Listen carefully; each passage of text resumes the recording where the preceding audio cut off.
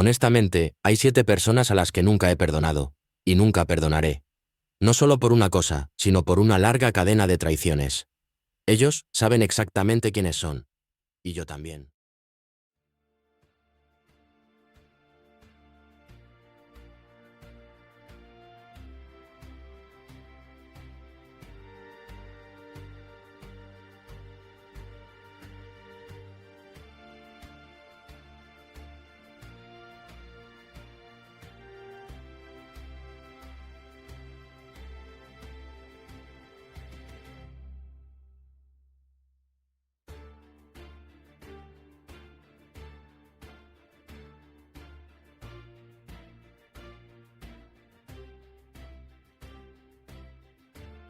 La lista negra de George Harrison.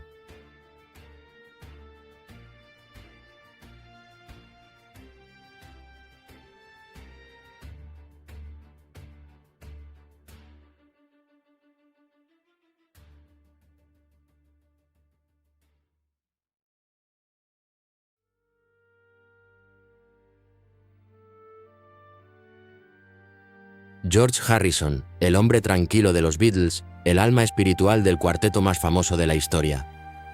Su imagen ha permanecido grabada a fuego en la memoria del público. Un hombre calmado, gentil, con un toque de romanticismo místico. Sin embargo, eso era simplemente la superficie, la fachada cuidadosamente mantenida de una historia que nunca se contó por completo.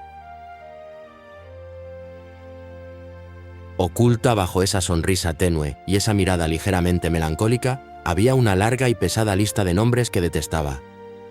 Una lista negra personal que iba desde sus compañeros de banda más cercanos, aquellos a los que una vez llamó hermanos, hasta leyendas de la música celebradas en todo el mundo. Algunos los criticó abiertamente por sus voces, considerándolas un asalto a los oídos. A otros los tachó de hipócritas, farsantes que usaban la espiritualidad como un disfraz para vender discos. E incluso hubo amigos íntimos que más tarde se volvieron fríos, dedicándose a burlarse de él en público y en privado.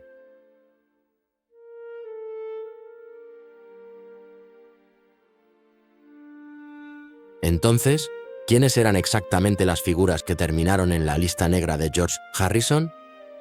¿Y qué crímenes cometieron para ganarse el desprecio de un hombre que predicaba la paz interior?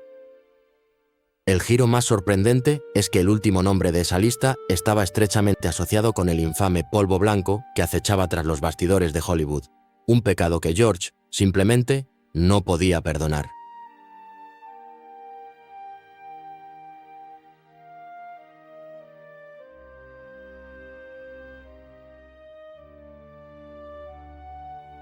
Número 1. Paul McCartney. De hermano a rival.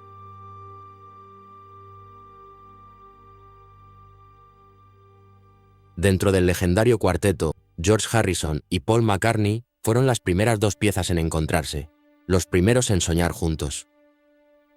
En los primeros días eran solo chicos compartiendo el mismo viaje en autobús a la escuela, unidos por una pasión febril por la música que el resto del mundo aún no entendía. Se sentaban uno al lado del otro, pasándose la guitarra, descifrando pacientemente cada acorde, practicando hasta que las yemas de sus dedos palpitaban de dolor.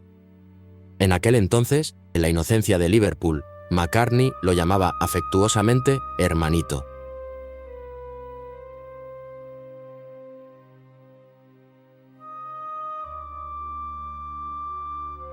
Sin embargo, ese vínculo fraternal, que parecía irrompible, pronto se puso a prueba y comenzó a fracturarse gradualmente bajo los focos cegadores que ambos habían ayudado a crear. En 1967, con el lanzamiento de Sgt.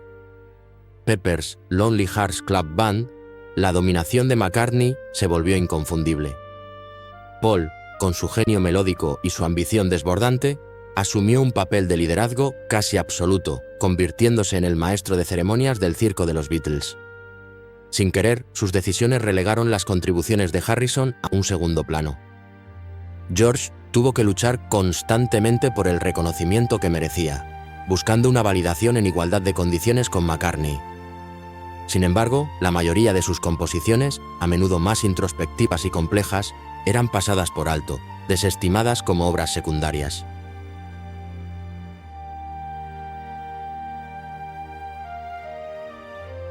La tensión alcanzó su punto máximo durante la grabación de Abbey Road en 1969, en unas sesiones tan frías que el aire del estudio parecía cortarse con un cuchillo.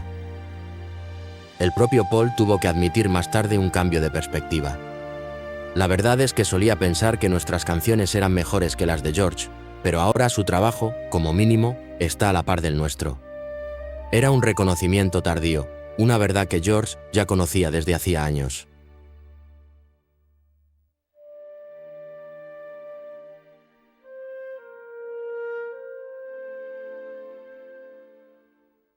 Harrison, por su parte, respondió sin reservas, con la honestidad brutal que lo caracterizaba. Prefiero tener a Willie Weeks tocando el bajo para mí que a Paul McCartney. Sigo respetando a Paul, es un bajista excepcional, pero a veces es demasiado dominante. Estoy listo para unirme a una banda con John Lennon en cualquier momento, pero no con Paul McCartney. No por animosidad personal, sino por visiones musicales irreconciliables. En 1974, en una emisión de la BBC, Harrison declaró sin rodeos la frase que sentenciaría su relación profesional. Paul me arruinó como guitarrista.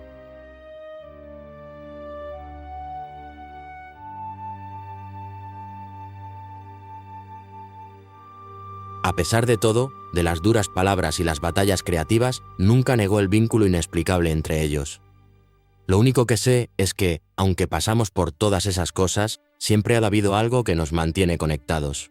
Una conexión forjada en la juventud, pero erosionada por el peso aplastante de la fama.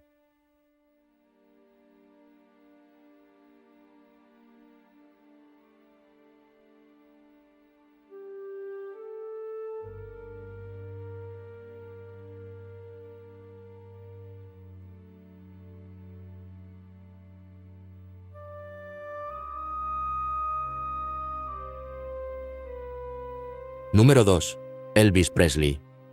La desilusión de un ídolo.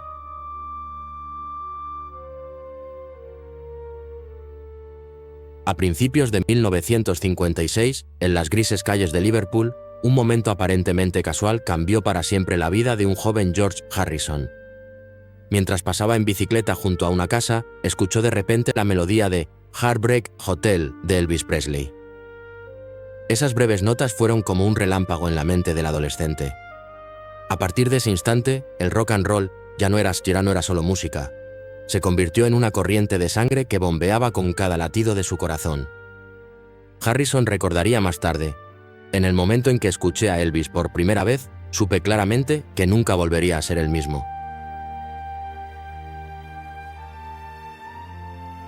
Durante toda su juventud, la imagen de Elvis, el joven rebelde con una guitarra, una voz cruda y una actitud despreocupada, se grabó a fuego en su mente. Se convirtió en el símbolo de una música capaz de cambiar el destino de una persona. Sin embargo, más de una década después, al conocer a su ídolo en persona, esa imagen sagrada se hizo añicos.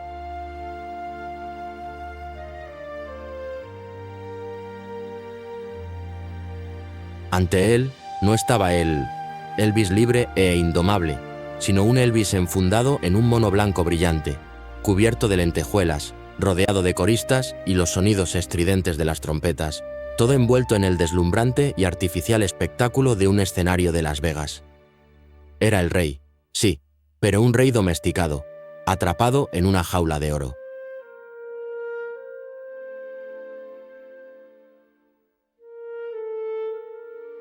Después de ese encuentro, Harrison solo pudo suspirar y confesar a sus amigos, con una profunda tristeza.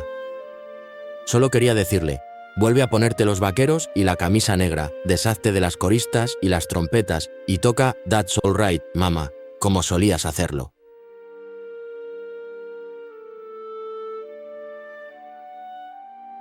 Se dice que estas palabras, cargadas de la decepción de un verdadero creyente, llegaron a oídos de Elvis. En respuesta, solo ofreció una sonrisa fría y dijo a la persona que estaba a su lado: si cree que voy a volver a tocar en bares pequeños solo para complacer a alguien, entonces es evidente que no entiende nada sobre Elvis Presley. A partir de ese momento, surgió una distancia insalvable. Para Harrison fue el lamento por una imagen pura que se había perdido, la muerte de un ideal. Para Elvis fue la irritación de ser criticado por un joven de Inglaterra mientras él seguía siendo el centro de atención.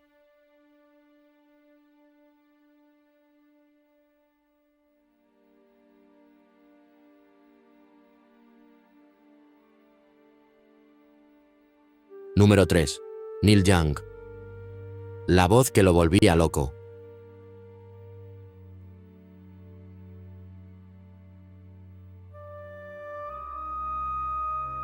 George Harrison es a menudo recordado como el miembro silencioso, un hombre que rara vez mostraba irritación en público. Sin embargo, en 1992, durante un raro momento de sinceridad, reveló una faceta completamente diferente: cándido, afilado e intransigente. Durante una sesión de grabación, cuando se le preguntó por el músico Neil Young, Harrison no dudó ni buscó rodeos. Respondió de inmediato, con una honestidad brutal: no admiro a Neil Young, realmente lo odio. Sí, simplemente no lo soporto. No se detuvo ahí. Apuntó directamente a lo que consideraba la debilidad más obvia de Neil. El principal problema es su voz. Pueden gustarme algunas de sus canciones, pero odio absolutamente cómo canta. De hecho, creo que es incluso peor que mi propia voz. Estas palabras iban más allá de la mera crítica. Eran un golpe directo al núcleo de un artista. Incluso en el estudio, Harrison imitó la distintiva forma de tocar la guitarra de Neil Young y soltó una risa amarga. Es ridículo. Toca un la bemol en medio de una canción. Y yo me giro hacia Eric y le digo: bueno, ¿qué es esto?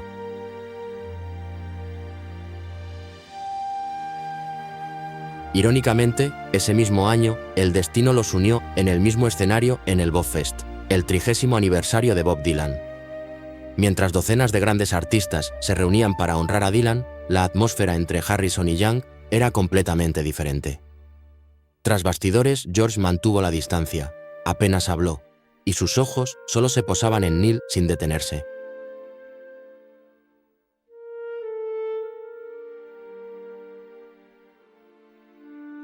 Es de destacar que Neil Young era plenamente consciente de esta actitud. Sin embargo, en lugar de enfadarse o tomar represalias, optó por ignorarlo. En público, mantuvo su sonrisa y habló de los Beatles con sincero respeto. Cuando un periodista le preguntó sobre las críticas de Harrison, Neil simplemente se encogió de hombros. Todo el mundo tiene derecho a su propia opinión.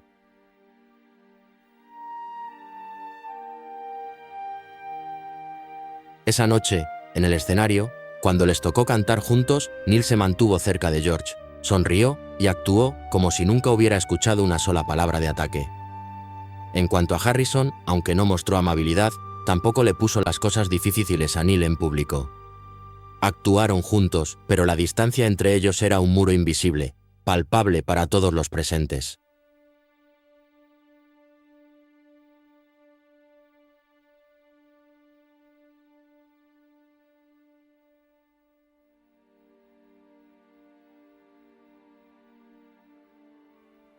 Número 4. John Lennon, del ídolo a la espina clavada. Mientras la atención pública se centraba a menudo en la rivalidad creativa entre Lennon y McCartney, bajo la superficie existía otro conflicto, silencioso pero no menos intenso: el choque entre George Harrison y John Lennon. Esta relación había comenzado, en realidad, de una manera muy temprana. George una vez vio a Lennon como un ídolo, admirándolo al máximo por su ingenio y creatividad. Sin embargo, esa admiración se fue erosionando gradualmente bajo el peso de la abrumadora presencia de Lennon y su actitud abiertamente despectiva. A medida que la banda alcanzaba cotas más altas, el equilibrio entre sus miembros comenzó a cambiar. Aunque Harrison había madurado claramente como músico, era frecuentemente marginado, y Lennon era quien mostraba su indiferencia de la forma más flagrante.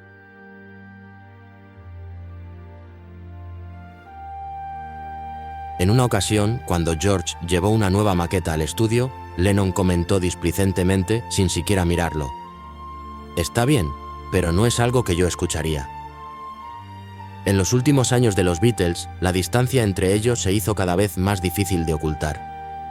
Lennon no dudó en menospreciar el camino espiritual que Harrison estaba siguiendo, llegando incluso a burlarse de su pasión por la música y su interés por el misticismo indio.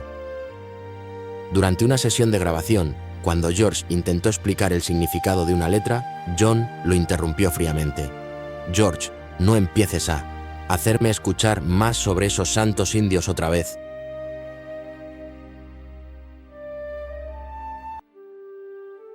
Frente a tal indiferencia y falta de respeto, Harrison se volvió gradualmente más amargo. Las conversaciones cálidas y amistosas que una vez existieron casi se desvanecieron, reemplazadas por la sequedad y un pesado sentimiento de distanciamiento. En numerosas entrevistas posteriores, Harrison reconoció con franqueza que Lennon podía ser una persona difícil, a veces incluso egoísta. En su autobiografía I, Me, Mine, apenas mencionó a Lennon, un silencio tan pesado que decía más que cualquier crítica directa. Cuando se le preguntaba por qué, George solo sonreía y respondía suavemente: «Hay cosas que no necesitan repetirse». Y aunque le dolió profundamente cuando se enteró de la muerte de Lennon, Harrison nunca intentó embellecer el pasado ni ocultar las cicatrices que aún perduraban.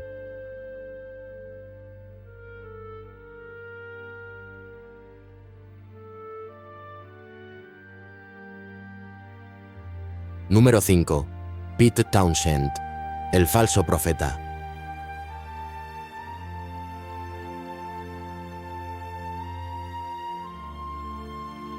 En el contexto del extendido movimiento contracultural, cuando el espíritu de paz era celebrado como un principio rector de la vida, George Harrison se adhirió firmemente al principio de no comprometerse nunca con lo que consideraba un engaño. Para él, la música y la espiritualidad no existían simplemente una al lado de la otra. Eran, fundamentalmente, dos caminos que debían ser recorridos con una sinceridad absoluta.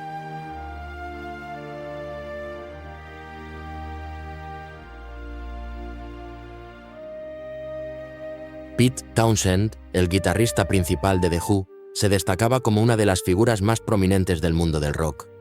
Era famoso por su estilo de actuación tempestuoso y sobre todo por incorporar elementos espirituales en la ópera rock Tommy. Townshend no dudaba en exponer las enseñanzas de Meher Baba, hablando de iluminación y mensajes de paz. Sin embargo, a los ojos de Harrison, debajo de esa capa de palabras elocuentes, no había más que artificio.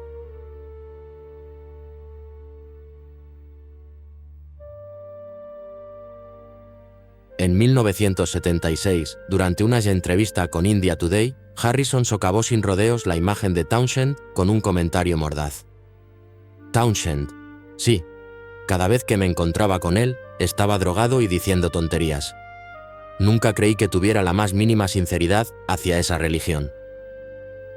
Para Harrison, la presencia de Townshend no representaba más que una postura moral vacía, una actuación vestida con ropajes religiosos para atraer al público, sin una pizca de la luz genuina que emana de una verdadera vida espiritual.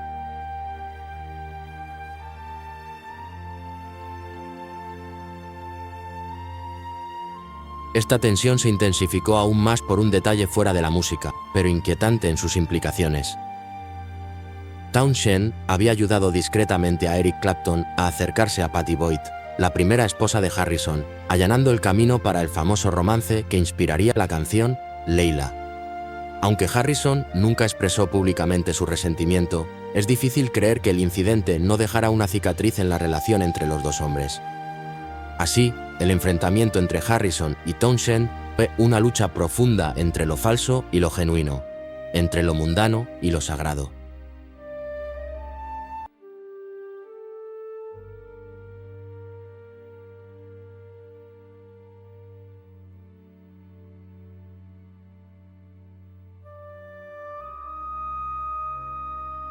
Número 6.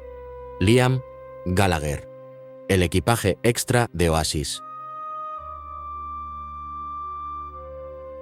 Cuando la ola del Britpop explotó brillantemente en los años 90, Oasis fue celebrado como el sucesor de los Beatles, un título que era tanto una gloria como una enorme sombra que pesaba sobre cualquier banda británica.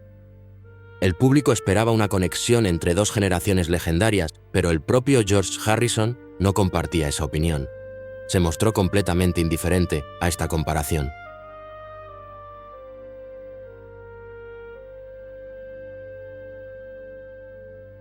En 1996, durante una conversación con Independent Radio News, Harrison expresó cándidamente su opinión sobre Liam Gallagher, el carismático líder de Oasis. Parece anticuado y verdaderamente ridículo. No se detuvo ahí, incluso apuntó directamente a la posición de Liam en la banda. Para mí está muy claro. Si miras a Oasis sin él sosteniendo el micrófono, no es más que un equipaje extra.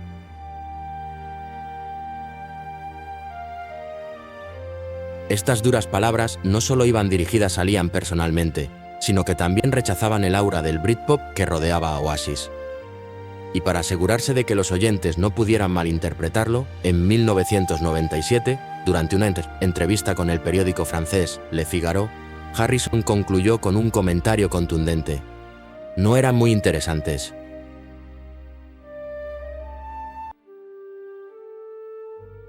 Para alguien con la personalidad de Liam Gallagher, estos comentarios fueron una provocación pública. Se negó a guardar silencio y respondió de inmediato en MTV News, convirtiendo este intercambio en un punto focal en la prensa musical. "Sigo amando a los Beatles, pero personalmente creo que es un payaso. Si alguna vez me lo encuentro, se lo diré directamente a la cara. Un verdadero payaso". A partir de ese momento, la brecha entre la generación de los Beatles y la del Britpop se estiró hasta el extremo.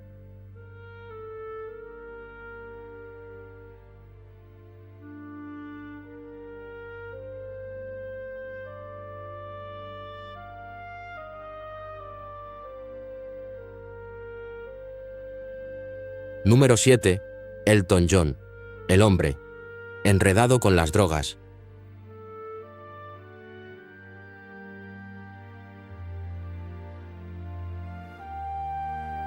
En la prensa, las imágenes de George Harrison y Elton John a menudo aparecían como las de amigos cercanos. Asistían juntos a fiestas y compartían momentos que los medios rápidamente apodaron una amistad entrañable. Sin embargo, detrás de las fotos sonrientes yacía una verdad incómoda. Nunca se habían gustado de verdad.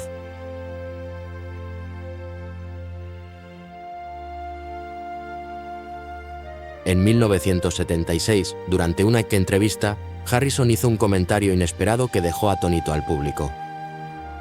"La música de Elton John nunca me ha interesado realmente. Cada canción suena más o menos igual. Supongo que tuvo un buen tema una vez, pero eso fue hace muchos años. La forma de hacer música de Elton es solo una fórmula. Unas pocas líneas de letra, 4 acordes, los mezclas y ahí tienes otro super éxito". Esa crítica fue como un cuchillo clavado en el corazón de Elton John, justo en el momento en que se encontraba en la cima de su carrera.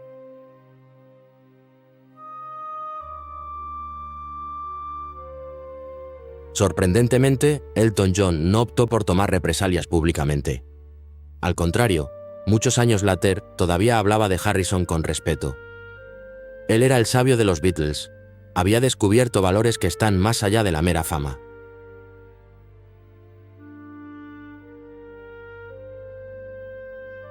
En su autobiografía, Yo, Elton John relató un momento muy personal. En una fiesta ruidosa, en medio de risas y brindis, Harrison se volvió de repente hacia él y le dijo: "Escucha, por el amor de Dios, aléjate de ese maldito polvo". En esa sala abarrotada, solo George se atrevió a hablar con tanta franqueza, no como un colega, sino como un verdadero amigo que se preocupaba genuinamente por él.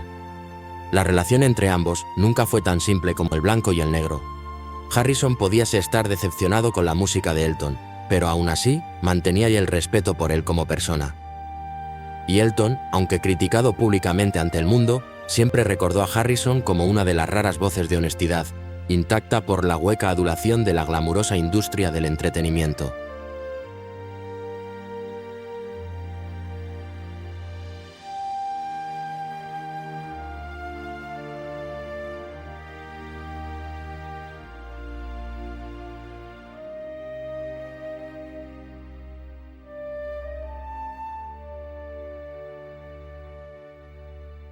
Paul McCartney, John Lennon, Elvis Presley, Elton John. La lista no es de enemigos, es un mapa de las heridas de George Harrison. Cada nombre representa una batalla silenciosa que él libró en su interior. La lucha contra el ego desmedido, contra la comercialización del arte, contra la hipocresía espiritual y contra la sombra de un legado que sentía que no le pertenecía del todo.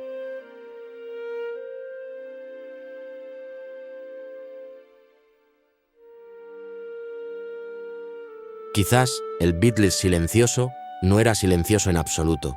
Era un observador, un juez con un código moral inquebrantable en un mundo que a menudo carecía de él.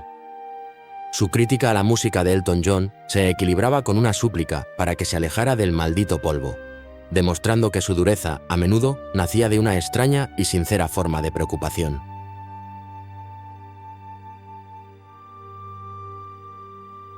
Al final, George Harrison no odiaba a estas personas, odiaba lo que representaban, la traición a la pureza del arte y del espíritu. Y a veces, la advertencia más ruidosa proviene de la voz más callada.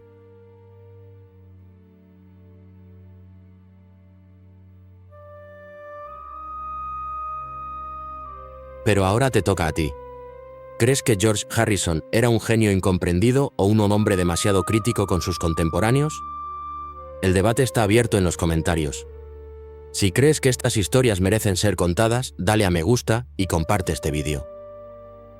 Y para seguir descubriendo la verdad que se esconde detrás de las leyendas, suscríbete a Hollywood Tabú y activa las notificaciones.